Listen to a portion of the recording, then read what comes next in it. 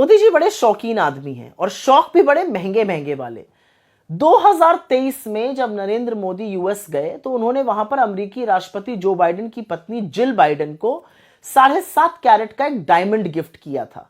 इसकी कीमत $20,000 है, मतलब करीब 18 लाख रुपए। और 2023 में जिल बाइडेन को मिलने वाले सारे तोहफों में सबसे महंगा तोहफा यही था। सोचिए, मोदी जी ने ब्रुनेई के सुल्तान से ज्यादा महंगा तोहफा दिया था जिल बाइडेन को। यही नहीं, आपको पता ही होगा कि ट्रंप परिवार को मोदी जी ने करीब $50,000 मतलब करीब 43-44 लाख के तोहफे दिए, 17 तोहफे दिए।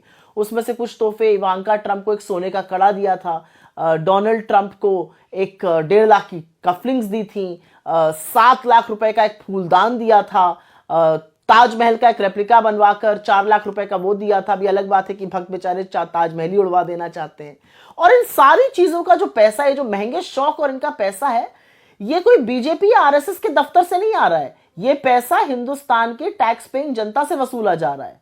और वहीं इसके विपरीत डॉक्टर मनमोहन सिंह जी जब 2009 में अपनी पहली स्टेट विजिट यूएस गए, उन्होंने ओबामा दंपति को एक हिंदुस्तान में बना हुआ कालीन, पश्मीना का एक शॉल और तमाम किताबें, जिनके कुछ नाम मैं आपको बता देती हूँ, stories from the Panchatantra, Ancient Tales of Wit and Wisdom, The Puffin Treasury of Modern Indian Stories, The Gandhi Stories, History in the Making, और इसके अलावा History of Ancient and Early Medieval India, ऐसी किताबें गिफ्ट करनी थी। तो खैर, शौक अपना अपना और प्राथमिकताएं भी अपनी अपनी।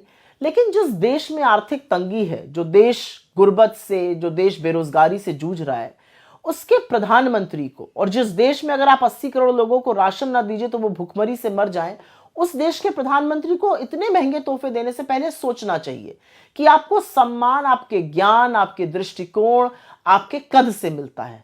आपको सम्मान महंगे तोहफे देकर या लोगों के लपक के गले पड़ जाने से नहीं मिलता है। अब कौन समझाए मोदी जी को ये बातें।